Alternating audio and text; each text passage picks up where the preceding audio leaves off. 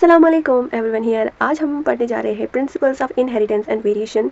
इस सीरीज़ में हम पढ़ेंगे पहले वो चैप्टर जो कि बहुत ही ज़्यादा इंपॉर्टेंट है और जिनकी वेटेज ज़्यादा है। इससे पहले मैंने माइक्रोब्स का जो चैप्टर है वो अपलोड कर दिया है और आज हमारा ये चैप्टर होने जा रहा है, तो इसको स्टार्ट करते हैं। पहले इंट्रोडक्शन से पढ़ेंगे। इंट्रोडक्शन थोड़ा ईजी है समझने में भी। Have you ever wondered why an elephant always gives birth only to a baby elephant and not some other animal? Or why a mango seed forms only a mango plant and not any other plant? ये कुछ ऐसी बातें जो आपको समझ आ गई होगी। फिर भी बता दें, ये बोल रहे क्या आपने कभी गौर किया है कि क्यों एक एलिफेंट कोई एलिफेंट बच्चा ही पैदा होता है और मैंगो ट्री पे मैंगो ही उगते हैं। Given that they two are the offspring identical to their parents, जो ऑफस्प्रिंग बच्चे होते हैं वो अपने पेरेंट्स के हम शक्ल होते हैं। और do they show difference in some their current, क्या वो एक जैसे होते हैं या वो एक दूसरे से कुछ मुख्तलिफ होते हैं। Have you ever wondered why siblings sometimes look so similar to each other और समटाइम्स इवन सो डिफरेंट? कभी देखा है कि भाई बहन या भाई भाई बहन बहन बहुत ही सिमिलर दिखते हैं या तो कभी बहुत ही ज़्यादा अलग दिखते हैं। These and several related questions are dealt with scientifically in a branch of biology known as genetics. इन सारे सवालों के जवाब एक ब्रांच ऑफ बायोलॉजी में पढ़ते हैं जिसको बोलते हैं जेनेटिक्स। इस जेनेटिक्स में हम ये सब पढ़ते हैं ऑफस्प्रिंग्स पेरेंट्स के सिमिलर क्यों होते हैं, डिफरेंस क्या होती है, क्या डिफरेंस होती है, and all these genetic related जो भी है वो इस जेनेटिक्स में पढ़ते हैं। This subject deals with inheritance as well as variation of characters from parent to offspring. इसमें हम पढ़ते हैं जो ये सब्जेक्ट है जेनेटिक्स, इसमें हम बोलते हैं डील करते हैं inheritance as well as a variation of characters from parents of. जो माँ बाप है जिसको बच्चा है, इनहेरिटेंस यानी जो उस बच्चे ने इनहेरिट किया होगा अपने माँ बाप से, that is inheritance. And variation जो है जो वो अपनी माँ बाप से अलग है, वो डिफरेंस है, उसको वेरिएशन कहते हैं। Inheritance is the process by which characters are passed on from parents to offspring. Inheritance ये बता रहे हैं ये वो प्रोसेस है जिसमें कैरेक्टर्स एक माँ बाप से पेरेंट्स से ऑफस्प्रिंग से प्रोजेनी तक पहुँचती है। It is basis of heredity, और ये हेरिडिटी की बेसिस है। क्या inheritance is basis of heredity. Variation is a degree by which progeny differ from there parents. जो भी मैंने कहा जो वेरिएशन है ये वो डिग्री है जिससे जो ऑफस्प्रिंग है अपने पेरेंट्स से अलग है, दैट इज द वेरिएशन। ये दोनों पॉइंट आपको याद रखने हैं, एक तो इनहेरिटेंस क्या है, वेरिएशन क्या है, और इनहेरिटेंस किसकी बेस है, हेरिडिटी की। Humans knew from as earlier as 8000 to 10,000 BC that one of the causes of variation was hidden in sexual reproduction. तो humans को थोड़ा पता था 8000 या 10,000 BC के लगभग कि जो वेरिएशंस है वो सेक्सुअल रिप्रोडक्शन में हिडन है। They exploited variations that were naturally present in the wild population of trees and animals to selectively breed and select for organisms that possess a desirable character. उन्होंने exploit किया variations जो naturally present होते हैं wild population जो है plants and animals की, उसमें select किया वो ऑर्गेनिज्म जो डिजायर करते हैं अच्छे कैरेक्टर्स। फॉर एग्जाम्पल दो artificial selection and domestication from ancestral wild cows, we have well-known Indian breed, example Sahiwal cow in Punjab. We must, however, recognize that though our ancestors knew about the inheritance of characters and the variation, they had very little idea about the scientific base of this phenomenon. बोल रहे हैं जो भी artificial selection या domestication करते थे ancestors हमारे पुराने लोग, जैसे वाइल्ड काउ लेते थे। हमारी सबसे इंडियन की पुरानी काउ साहिवाल काउ जो पंजाब में, जो हमारे एंसेस्टर्स हैं उनको पता था थोड़ा सा इनहेरिटेंस के बारे में, वेरिएशन के बारे में, पर उनको ये साइंटिफिक बेसिस नहीं पता था, उनको जेनेटिक के बारे में नहीं पता था कि क्या है क्यों हो रहा है। यहाँ पे कैरेक्टर्स ये है डोमिनेंट रेसिस्टिव ट्रेट हम पढ़ेंगे। जितना डीप हम पढ़ेंगे चैप्टर को उतना आपको क्लैरिटी आएगी। चैप्टर बहुत ही अच्छा है और आप इसको अच्छे से पढ़िएगा। हम अब मेंडल्स लॉ ऑफ इनहेरिटेंस को पढ़ते हैं। It was during the mid 19th century that headway was made in the understanding of inheritance. George Mendel conducted hybridization experiment on golden peas for 7 years. बोल रहे हैं जो मिड 19th सेंचुरी थी, 19वीं सदी थी, उस दौरान इनहेरिटेंस को समझने की बात हुई। जॉर्ज मेंडल जो थे उन्होंने हाइब्रिडाइजेशन एक्सपेरिमेंट्स करवाए गार्डन पी पे 7 साल तक, 1856 to 1863 तक, and proposed law of inheritance in living organisms. और फिर उन्होंने ये law of inheritance living organism में प्रपोज की। During Mendel's investigation into inheritance patterns, it was for the first time that statistical analysis and mathematical logics were applied to problems in biology. जब Mendel's investigation कर रहे थे inheritance pattern के में, तो पहली बार स्टैटिस्टिकल एनालिसिस और मैथमेटिकल लॉजिक्स यूज़ किए गए थे बायोलॉजी के प्रॉब्लम्स को सॉल्व करने में। His experimenters had a large sampling size which gave greater credibility to the data that he collected. बोल रहे उसने बहुत सारे एक्सपेरिमेंट किए, बहुत सारे पी प्लांट्स पे किए थे एक्सपेरिमेंट, सैम्पलिंग साइज उसका बहुत ज़्यादा था, तभी जो उसकी क्रेडिबिलिटी थी वो ज़्यादा थी, उसने बहुत सारा डाटा कलेक्ट किया था। Also the confirmation of his inference from experimenters on successive generations of his test plan proved that his result pointed to general rules of inheritance rather than being unsubstantial ideas. जो उसने इतने सारे experiments किए थे, conformation दिए थे थे experiments के, सक्सेसिव जनरेशन से एक के बाद जो जनरेशन थी पी प्लांट की वो एक्सपेरिमेंट कर रहा था। तो उसकी जो सक्सेसिव जनरेशन पे टेस्ट प्लांट्स जो बोलता था उनको, उसने बोला उसके जो रूल्स थे, उसने जो लास्ट दिए थे वो जनरल रूल्स थे, ना कि वो ऐसी हवा में बातें करने वाले आइडियाज़ नहीं थे। दीज आर जनरल रूल जब वो एक्सपेरिमेंट कर रहा था successive generation of P plants पे। Mendel investigated characters in the garden pea plant that were manifested as two opposite traits. Example, tall or dwarf plants, yellow or green seeds. This allowed him to set up a basic framework of rules governing inheritance, which was expanded on by later scientists to account for all the diverse natural observations and explicit inheritance in them. जब वो Mendel investigate कर रहा था garden pea plant में, उसने हमेशा दो opposing trades को लिया है, जैसे टाल and dwarf plant, yellow and green seeds को लिया है, जिसकी वजह से उसे एक बेसिक फ्रेमवर्क मिला अपने रूल्स को, जो इनहेरिटेंस के रूल्स हैं उनको गवर्न करने का। उसने फिर expand किया on later scientists, which was expanded on by later scientists to account for all diverse nature observations and explicit inheritance in them. जो फिर बाकी साइंटिस्ट्स ने इसको एक्सपेंड किया ताकि वो देख सके क्या नेचुरल ऑब्जर्वेशंस हो रही है, क्या इनहेरिटेंस कम्प्लेक्सिटी है इनमें। Mendel conducted such artificial pollination, cross-pollination experiments using several true breeding pea lines. Mendel ने जो है उसने artificial pollination करवाए, cross pollination experiments करवाए, क्या यूज़ करके? Several true breeding pea lines. A true breeding line is one that, having undergone continuous cell pollination, shows that stable traits, inheritance and expression for several generations. जो अभी मैंने कहा, ये true breeding वो क्या होती है? जब हम continuous cell pollination करवाते हैं ताकि stable trait inherit हो, एक stable ट्रेड्स इनहेरिट हो और एक्सप्रेशन फॉर सेवरल जनरेशन तक, उसे हम ट्रू ब्रीडिंग कहते हैं। जब हम लगातार बहुत सारे जनरेशन तक सेल पॉलिनेशन करें ताकि उसमें स्टेबल ट्रेड इनहेरिट हो।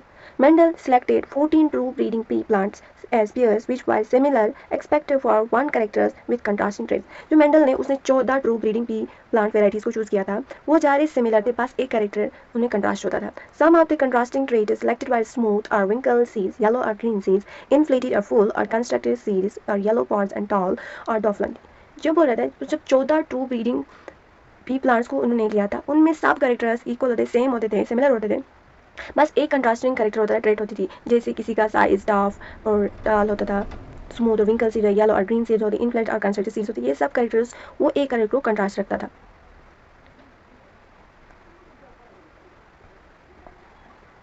जैसे यहाँ पे दिया है dominant trade, resistive trade. Dominant trade वो ट्रेड है जो खुद को एक्सप्रेस करवाता है, रेसिस्टिव ट्रेड है जो खुद को एक्सप्रेस नहीं करता जब तक वो होमोजाइगस कंडीशन में ना आए।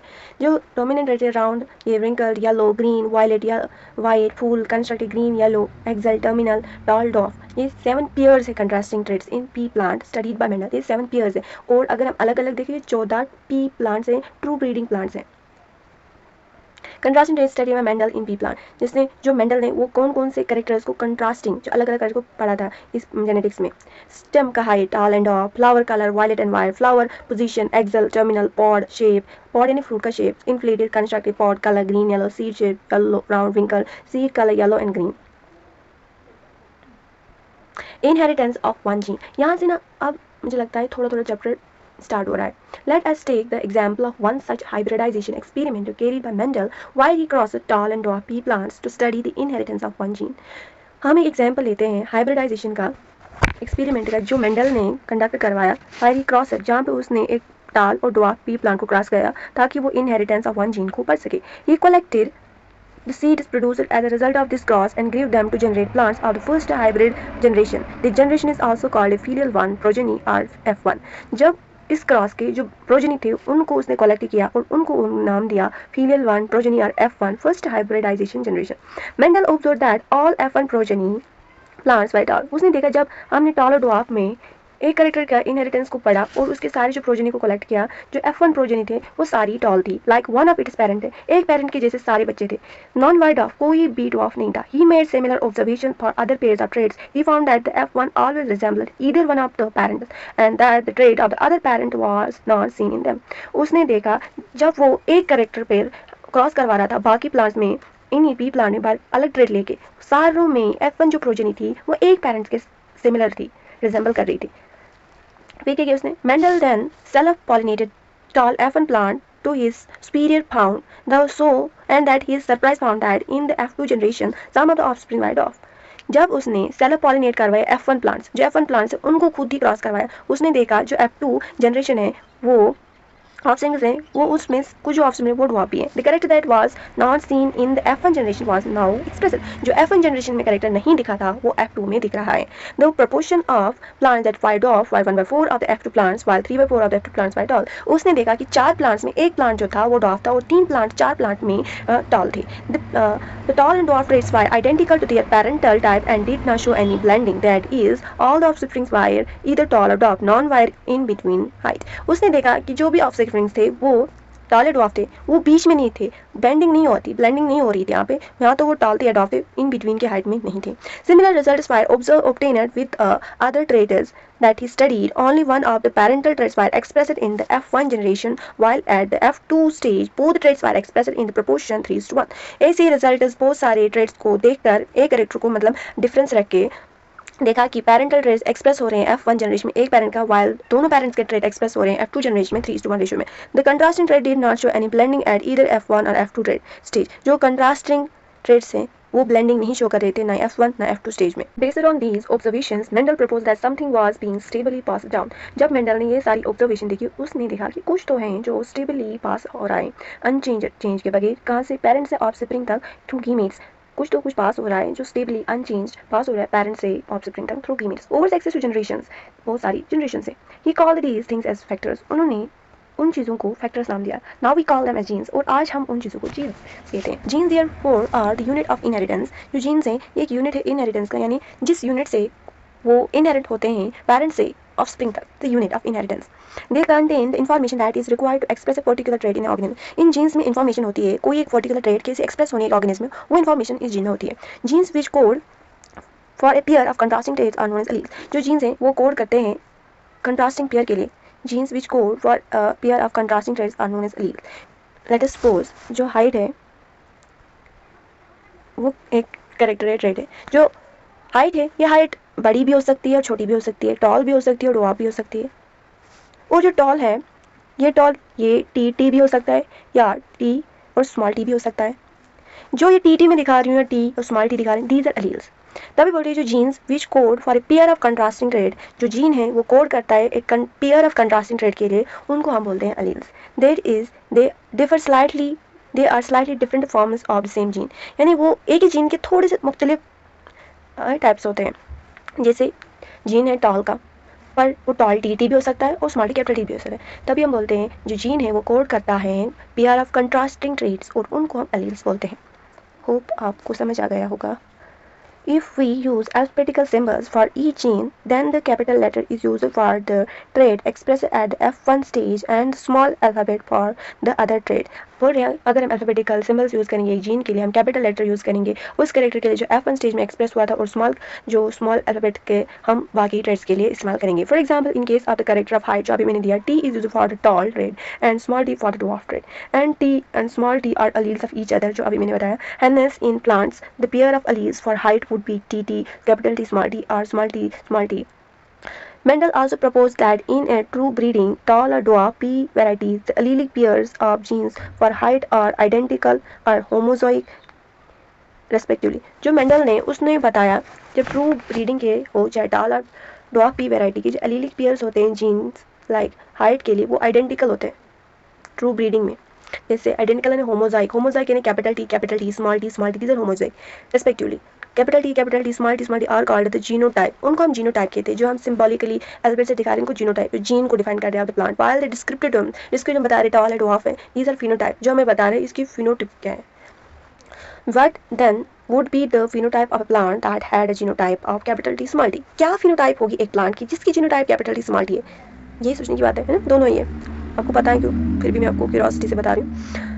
As Mendel found the phenotype of the F1 heterozygote capital T small t to be exactly like the capital T parent in appearance, he proposed that in a pair of dissimilar factors one dominates the other, as in the F1 and hence is called the dominant factor while the other factor is recessive. उसने देखा जो phenotype है F1 heterozygote capital T small T वो similar है capital T appearance में। उसने फिर propose किया जब हम एक पेयर होता है डिसिमिलर फैक्टर्स का, एक जो अलील होती है वो दूसरे अलील पे डोमिनेंट होती है, तभी हम बोलते हैं ये एक डोमिनेंट फैक्टर है, रिसेसिव फैक्टर है. In this case capital T for tallness is dominant over small t for dwarfness, that is recessive. He observed identical behaviour for all the other characters and trade pairs that he study. उसने देखा, ही observed identical behaviour होता है for all the other characters, जो भी बाकी character थे वो बाकी सिमिलर थे या ट्रेड पेयर से वो सारी सिमिलर जो भी उसने पढ़े. It is convenient and logical to use the capital and lowercase of an alphabetical symbol to remember this concept of dominance and recessiveness. Do not use capital T for tall and do small d for dwarf, because you will find it difficult to remember whether capital T and small d are alleles of the same gene or character or not. ये कुछ लिखा है कि आप alphabets को ऐसे ना लिखे, आपको मतलब समझने में दिक्कत होगी. कैपिटल टी स्मॉल डी वो अलील्स हैं एक दूसरे के नहीं. Alleles can be similar as in case of homozygote. जो अलील्स है वो सिमिलर हो सकते हैं जैसे होमोजाइगोट के केस में कैपिटल टी स्मॉल टी, और कैन बी डिसिमिलर या dissimilar arrange with heterozygote capital T small t. Since the capital T small t plant is heterozygous for genes controlling work character, height is a monohybrid, and the cross between capital T and small t is a monohybrid cross. बोल रहे हैं जो capital T small t plant है वो heterozygous है एक gene के लिए जो कंट्रोल कर रहा है एक कैरेक्टर, दैट इज मोनोहाइब्रिड. एक जीन के लिए वो हेटेरोजाइगस, तभी इसको हम मोनोहाइब्रिड कह रहे हैं. और जो क्रॉस हो रहा है कैपिटल T स्मॉल t है एक कैरेक्टर के डिफरेंस पे, उसे हम मोनोहाइब्रिड क्रॉस कहते हैं. From the observation that the recessive parental trait is expressed without any blending in the F2 generation, we can infer that when the tall and the dwarf plant produce gametes by the process of meiosis, the alleles of the parental pair separate or segregate from each other and only one allele is transmitted to a gamete. मतलब observation से हमें जब देखा ये जो recessive parental trait है वो express हुई विदाउट किसी ब्लेंडिंग के F2 जनरेशन में. जब टॉल और dwarf plant when the tall and dwarf plant, हम कह सकते हैं जब टॉल और ड्वार्फ प्लांट गीमेट्स प्रोड्यूस कर रहे होंगे मियोसिस की प्रोसेस से, टॉल एंड ड्वार्फ प्लांट जब गीमेट्स प्रोड्यूस एक प्रोसेस मियोसिस की वजह से जो अलील्स हैं पैरेंटल पेयर के वो अलग हो रहे होंगे. जैसे कैपिटल T स्मॉल t ये मानो ये मेल और ये है फीमेल, ये ना. तो जब ये गीमेट्स प्रोड्यूस कर रहे होंगे इसने कैपिटल T इसे स्मॉल t प्रोड्यूस किया होगा. जो ये अलील्स है जो ये पैरेंटल पेयर के अलील्स है वो एक दूसरे से सेपरेट हुए होंगे या सेग्रीगेट हुए होंगे फ्रॉम ईच अदर, और एक ही अलील ट्रांसमिट होगा गीमेट में. तो ये मेल जो है ये एक ही अलील भेजेगा गीमेट में स्मॉल कैपिटल T, ये भी भेजेगा एक गीमेट में स्मॉल t, और ये कैपिटल T ये भी जाएगा किसी और गीमेट में और ये भी जाएगा किसी और गीमेट में. तो एक ही अलील हो पास और ये एक गीमेट में. This segregation of allele is a random process, and so there is a 50% chance of gamete contain either alleles, as has been verified by the results of crossing. बोल रहे हैं जो जिस सेग्रीगेशन है अलील की वो एक रैंडम प्रोसेस है, और यहाँ पे 50% चांसेस होते हैं एक गीमेट में कोई भी इन दो अलील्स में एक अलील हो सकता है, क्योंकि हमने ये वेरीफाई किया है क्रॉसिंग से. In this way the gametes of the tall plants have the alleles T and the gametes of the dwarf plant have the allele small t. During fertilization, the two alleles, capital T from one parent, say that the pollen, and small t from the other parent, then though the egg are united to produce zygote that have one capital T allele and the small T allele. जब हम fertilisation process देखते हैं दो alleles में, capital T एक male parent में हम देखते हैं और स्मॉल t एक फीमेल पेरेंट में, तो दोनों मिलकर जाइगोट बनाते हैं और दोनों एक साथ रहकर स्मॉल टी कैपिटल T बनाते हैं. In other words the hybrid है जो हाइब्रिड बन गया इन दोनों के अलील्स के वो small T capital T. Since this hybrids contain alleles which express contrasting traits, जो हाइब्रिड है उसमें जो अलील्स है वो एक्सप्रेस क्या कर रहे हैं contrasting traits. The plants have heterozygous, जो प्लांट है वो हेटेरोजाइगस होगा. The production of gametes by the parents, the formation of the zygote and the F1 F2 plants can be understood from the diagram called Punnett square.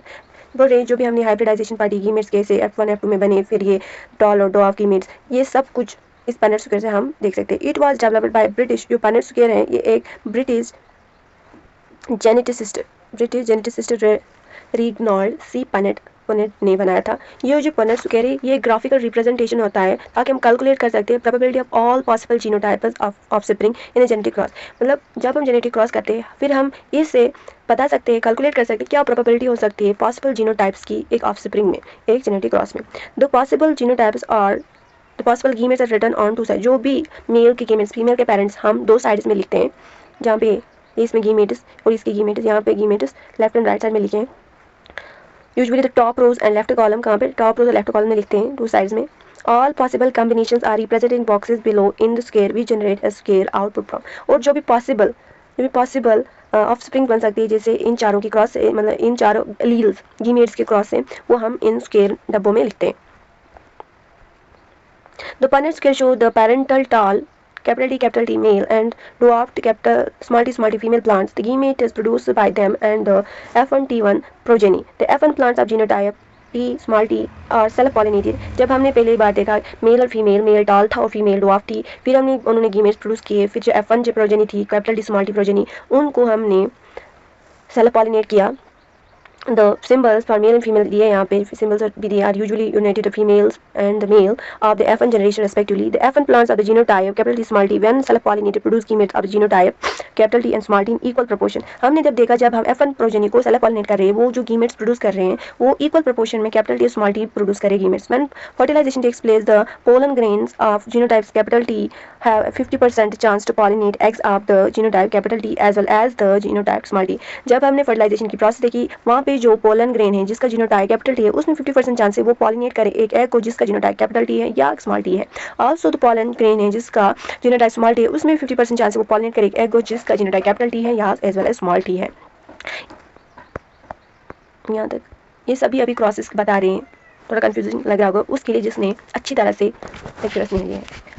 As a result of random fertilization, the resultant genotypes can be of the genotype as capital T, small t, or small t, small t. और जो random fertilization के से जो zygotes हम मिलेंगी जिनका genotype ये होगा. From the Punnett square, it is easily seen that 1/4 of the random fertilization lead to capital T, and 1/2 lead to capital T small t, and 1/4 to small t, small t. Square Punnett से हमने देखा 4 में 1 है जिसकी fertilization के बाद capital T, capital I और 4 में 2 है, 4 सॉरी और 1/2 है जो कैपिटल टी स्मॉल टी और 1/4 है जो इनमें 4 में 1 है जिसकी जीनोटाइप है स्मॉल टी आई. Though the F1 have a genotype of capital T small T but phenotypic character seen is tall. पर जो F1 जनरेशन है उसका जीनोटाइप तो ये है capital T small T but जो उसका फिनोटाइप है वो टॉल है. एट F2 4 में से 3 है जो प्लांट वो टॉल थे और एक while some of them are capital T other are capital T small T. तो कुछ थे जो दोनों ही होमोजाइगस थे और कुछ जो अदर थे वो हेटेरोजाइगस थे.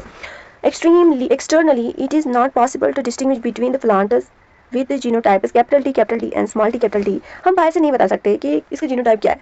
Hence, within the genotypic pair capital T small t only one character T capital T tall is expressed. और जो heterozygous trait है जीनोटाइप ट्रेट जीनोटिपिक पेयर में जहाँ पे कैपिटल T एक्सप्रेस हो रहा है, hence जो कैरेक्टर है कैपिटल T या tall is dominant over the other allele small t or dwarf character. It is thus due to dominance of one character over the other that all the F1 are tall though the genotype is capital T small t, and the F2 3/4 of the plants are tall though the genotypic character 1/2 are capital T small t and the other 1/4 are capital T. This leads to a phenotypic ratio of 3/4 tall, 1/4 capital T plus 1/2 small t capital T and 1/4 capital T, that is 3:1 ratio, but a phenotypic ratio of 1:1 बोल रहे हैं. जो ratio genotypic और phenotypic ratio में यहाँ पे जो T/4 जो टॉल है 3:1 रेशियो आ रहा है. क्या कौन सा फिनोटिपिक 3 जो है वो टॉल है और वो टॉल कैसे, एक में तो कैपिटल टी है और 2 में कैपिटल टी स्मॉल टी है, यानी यहाँ पे तो डोमिनेंस शो हो रही है कैपिटल टी की वजह से. तब ये 3 आ रहे हैं 4 में टॉल और 1 आ रहा है वो है ड्वार्फ. जीनोटिपिक रेशियो जो है वो 1:1 है. यहाँ पे हम जीनोटाइप देखते हैं जीन्स क्या है किसकी वजह से, कैसे कैपिटल टी स्मॉल टी और कैपिटल टी की वजह से. फिर यहाँ पे ये मैथमेटिकल इक्वेशन बनती है जिसको ये सॉल्व करके ये वाली ऊपर की इक्वेशन बनती है 1/4 1/4 is to 1:2 1/2 is to 1/4 ratio of capital T small T. ये आप पढ़िएगा mathematically condensed form of the binomial expression ax + by का होल्स के लिए बाइनोमियल एक्सप्रेशन बनाई गई है इन रेशियोज का, that is gamete bearing genes capital T और small in equal frequency, that is 1/2. The expression is expanded as given below. यहाँ पे ये एक्सप्रेशन दिया है इस बाइनोमियल एक्सप्रेशन में मैथमेटिकल इक्वेशन बना के इन रेशियोज को दिया है इक्वल फ्रीक्वेंसी में है कैपिटल टी और स्मॉल टी इन दोनों को. फिर इस इक्वेशन को एक्सपेंड करके ये रिजल्ट आया है, फिर इसको मल्टीप्लाई करके ये ऊपर का रिजल्ट आया. इसको ध्यान में रखना हुआ. मैंने कभी नहीं देखा ये इक्वेशन एग्जाम में पर हो सकता है आ सकती है. Mendel self-pollinated F2 plants and found that dwarf F2 plants continue to generate dwarf plants in F3 and F4 generation. F1 के बाद F2 आया, F2 में के भी सेल्फ पॉलिनेशन हुई और इसमें क्या दिखा कि यहाँ पे ड्वार्फ प्लांट्स कंटिन्यूसली जनरेट हो रहे हैं F3 और F4 जनरेशन में. ये concluded that the genotype of the dwarf was homozygous. उसने कंक्लूड किया जो जीनोटाइप होगा ड्वार्फ का वो होमोजाइगस होगा. होमोजाइगस ने क्या स्मॉल टी होगा. What do you think he would have got had he self pollinated at all F2 plant. यहाँ पे क्वेश्चन कर रहे हैं व्हाट डू यू थिंक, क्या आप सोच रहे he would have got and he self pollinated, क्या उसने यहाँ पे self pollinated toll F2 plants हासिल किए होंगे। From the preceding paragraphs it is clear that though the genotypic ratio can be calculated using mathematical probability by simply looking at the phenotype of a dominant trait, it is not possible to know the genotypic composition. ऊपर के पैराग्राफ से हमें क्या clear हुआ, जो genotypic ratio है can be calculated using mathematical probability, okay, by simply looking at the phenotype of a dominant trait. अगर हम एक डोमिनेंट ट्रेट पे हम उसके फिजिकल अपीयरेंस पे देखें, फिनोटाइप ट्रेट पे देखें, हमें ये पॉसिबल नहीं होगा कि हम उसका जीनोटाइप फाइंड कर सके। That is for example whether a tall tree from F1 or F2 has capital T और capital T small t composition can not be predicted. अगर हम एक टॉल प्लांट को देखें F1 या F2 में जिसका जीनोटिपिक टाइप ये है, हम नहीं बता सकते उसका जीनोटिपिक कैरेक्टर क्या है, देख के तो नहीं बता सकते। Therefore to determine the genotype of a tall plant at F2, यानी अगर हमें F2 स्टेज में F2 जनरेशन में जीनोटाइप फाइंड करना है एक टॉल प्लांट का, तो हमें क्या करना चाहिए। Mendel crossed tall plant, Mendel ने एक टॉल प्लांट को क्रॉस किया from F2 with a dwarf plant. जो मेंडल है उसने F2 जनरेशन में एक टॉल प्लांट को लिया, उसने उसको क्रॉस किया एक ड्वार्फ प्लांट के साथ। This is called as test cross, इसको बोलते हैं टेस्ट क्रॉस, ताकि हम डोमिनेंट कैरेक्टर का, डोमिनेंट ट्रेट का जीनोटाइप फाइंड कर सके, एक डोमिनेंट फिनोटाइप का जीनोटाइप फाइंड कर सके। In a typical test cross an organism P plant here showing a dominant phenotype, यानी एक टिपिकल टेस्ट क्रॉस में यहाँ पे ऑर्गेनिज्म है पी प्लांट जो एक डोमिनेंट फिनोटाइप शो कर रहा है, and who genotype is to be determined, जिसका जीनोटाइप हमें फाइंड करना है, is cross with recessive parent instead of self crossing. यहाँ पे जो रिसेसिव पेरेंट के साथ इस टॉल प्लांट का क्रॉस हो रहा है, ना कि सेल्फ क्रॉसिंग नहीं हो रही है, बल्कि एक रिसेसिव पेरेंट के साथ क्रॉस हो रहा है। The progenies of such a cross can easily be analysed to predict the genotype of the test organism. जो बच्चे होंगे इस क्लास से, उनकी वजह से, उनके जरिए हम जीनोटाइप फाइंड कर सके इस डोमिनेंट फिनोटाइप का। जो हमारी 4.5 इमेज है वहाँ पे दिखाया गया है cross, test cross between violet colour plant we is a dominant और द वाइट फ्लावर। जो यहाँ पे वायलेट कलर है वो डोमिनेंट है वाइट फ्लावर पे। यूजिंग पनेट से ट्राई टू फाइंड आउट, यहाँ पे कुछ क्वेश्चन दिखे हैं, क्या आप पनेट से ये कर सकते हैं। अब हम ये क्रॉस देखेंगे, यहाँ इसमें क्या किया गया, जो डोमिनेंट फिनोटाइप है वो लिया गया, फिर इसकी क्रॉस की गई होमोजाइगस रिसेसिव के साथ। जब इसमें, इसको हमें पता नहीं है अभी ये क्या है, तो इसमें जो जीन था वो WW था और कैपिटल W, और जो रिसेसिव थी वो स्मॉल W स्मॉल था, है ना। जब क्रॉस करके देखा कि सारे फ्लावर्स वायलेट निकले। वायलेट कब हो सकता है, जब ये अननोन फ्लावर होमोजाइगस डोमिनेंट हो, क्योंकि वो तो रिसेसिव था जिसके साथ इसकी क्रॉस किया गया। जब ये होमोजाइगस डोमिनेंट होगा तभी ये सारे फ्लावर्स वायलेट होंगे, जो कि एक डोमिनेंट कैरेक्टर है। और जब इसका क्रॉस एक रिसेसिव होमोजाइगस रिसेसिव के साथ हुआ, तो हमें दिखा कि आधे फ्लावर्स वायलेट थे और आधे फ्लावर वाइट थे, यानी यहाँ पे जो ये अननोन फ्लावर है वो हेटेरोजाइगस होगा। यहाँ पे इसकी वजह से हेटेरोजाइगस, क्योंकि वो तो ऑल रिसेसिव थे, उनकी डोमिनेंस तभी होगी रिसेसिव की जब दोनों एलील्स रिसेसिव होंगे, जब वो होमोजाइगस रिसेसिव होगा। जब हमने देखा कि एक ही जीन, एक ही एलील यहाँ में डोमिनेंट था और इसकी वजह से हाफ वायलेट आए और हाफ वाइट आए, हमें इससे पता चला कि अननोन फ्लावर एक हेटेरोजाइगस होगा। यानी डोमिनेंट फिनोटाइप फाइंड करने के लिए, डोमिनेंट जीनोटाइप फाइंड करने के लिए एक डोमिनेंट फिनोटाइप का हम टेस्ट क्रॉस करते हैं, किसके साथ, एक रिसेसिव पेरेंट्स के साथ क्रॉस करके, ना कि self pollination. Based on his observations on monohybrid cross, Mendel proposed two general rules to consolidate his understanding of inheritance in monohybrid cross. इतनी सारी ऑब्जर्वेशन एक मोनोहाइब्रिड क्रॉस करके उसने अपने जनरल रूल्स को, जो इनहेरिटेंस हैं, उनको बताया मोनोहाइब्रिड क्रॉस के बेसिस पे। उन रूल्स को आज हम कहते हैं principles are laws of inheritance. The first law is law of dominance and the second law is law of segregation. इनको हम दूसरे लेक्चर से कंटिन्यू करेंगे। अभी तक जो भी मैंने पढ़ा है वो इंट्रोडक्शन था। यहाँ पे आपको बहुत ही कंफ्यूजन लगा होगा, कई जगह आपको कोई मुझे मिस्टेक हुई होगी तो बता दीजिएगा। तब तक के लिए टाटा, बाय बाय।